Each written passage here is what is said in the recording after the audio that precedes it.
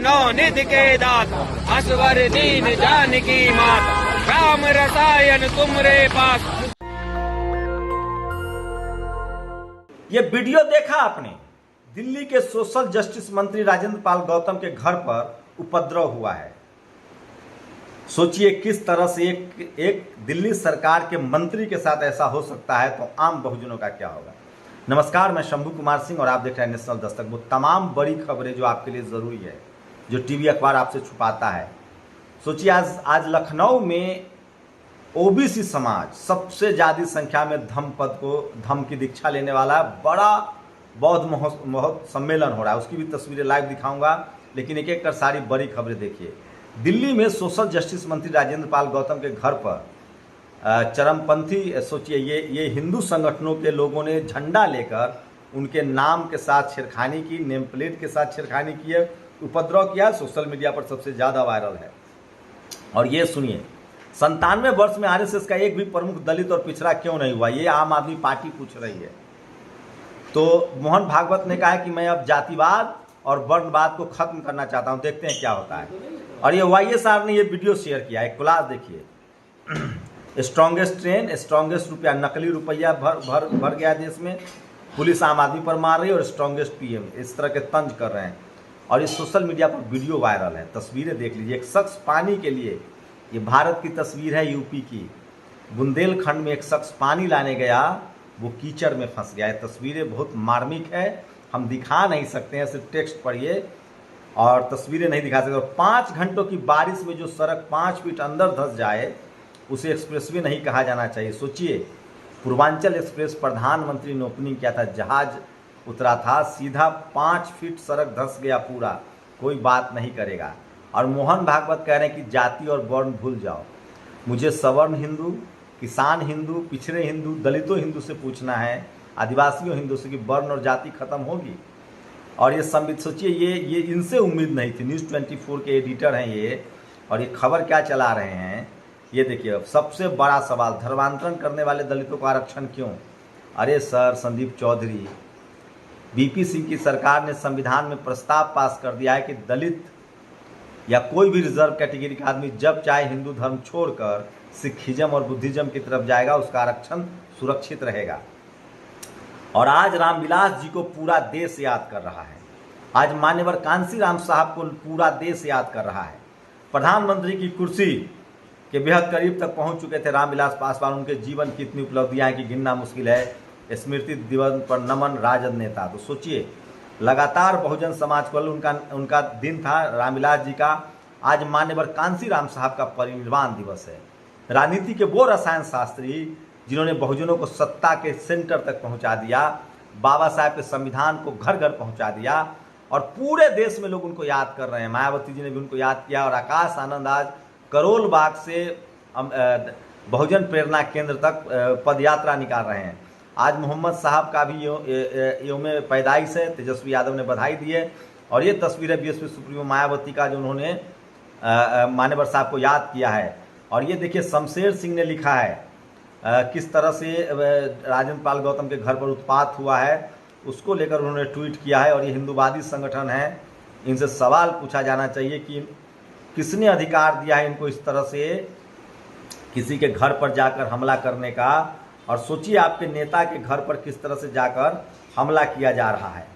तो ये सबसे बड़ा सवाल है, और ये वीडियो वायरल हो रहा है सोशल मीडिया पर। ये मध्य प्रदेश के कांग्रेस के 2 विधायक हैं जो ट्रेन में दारू पीकर महिलाओं से छेड़खानी कर रहे थे।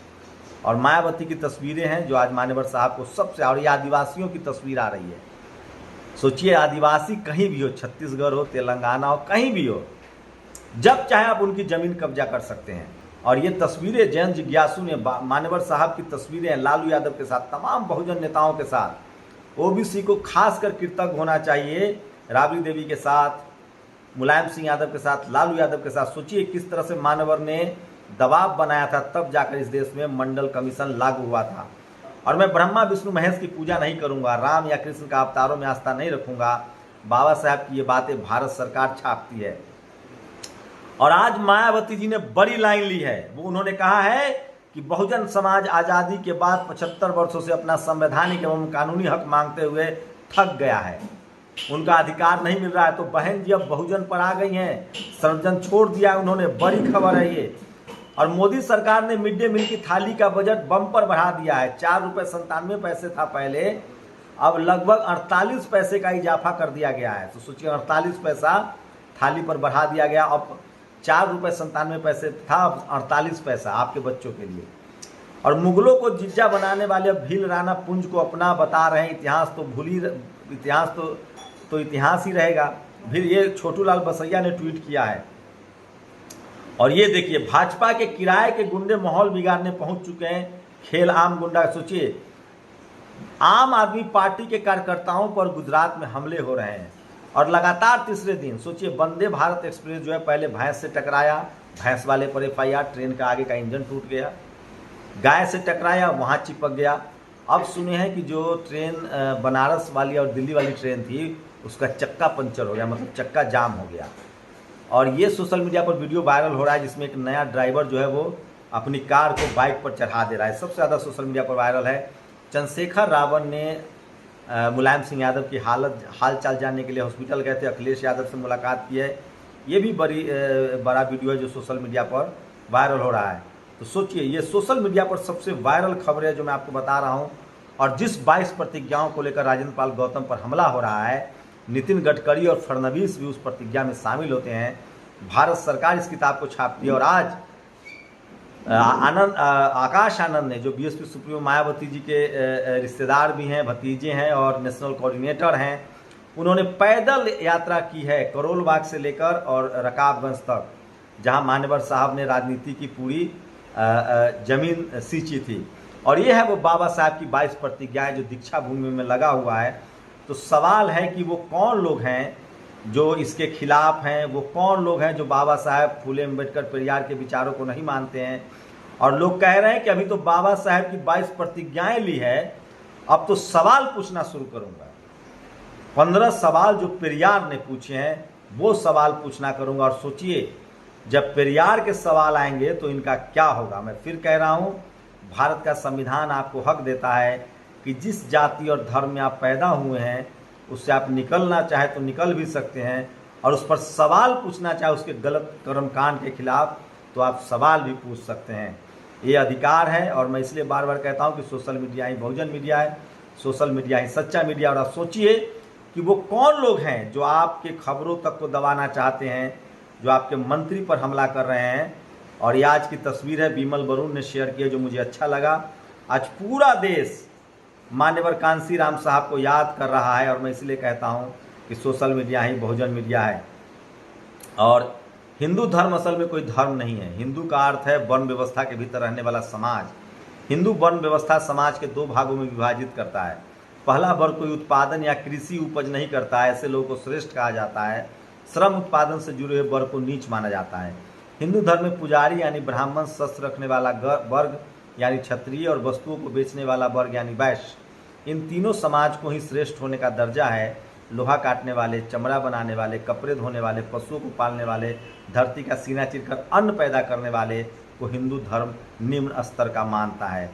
और एक तो लंबी कविता है, मैं उसको पढ़ के नहीं सुनाना चाहता हूँ, नहीं तो बहुत बड़ा विवाद हो जाएगा। तो सोचिए, सोशल जस्टिस मंत्री के घर पर तांडव होता है धर्म के नाम पर। ये सोशल जस्टिस मंत्री के घर पर हमला नहीं है, ये इस देश के बहुजनों के साथ नाइंसाफी है।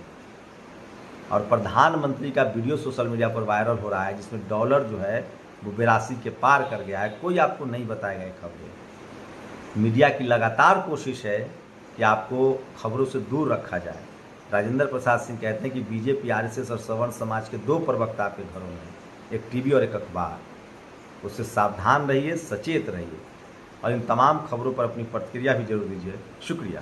नेशनल दस्तक की आपसे गुजारिश है कि अगर इसको बचाना चाहते हैं तो नेशनल दस्तक को सब्सक्राइब करने के लिए रेड कलर के सब्सक्राइब बटन को दबाएं, फिर बेल आइकन की घंटी दबाएं। नेशनल दस्तक को बचाने के लिए बहुत जरूरी है कि हर खबर को शेयर करें, लाइक करें, कमेंट जरूर करें।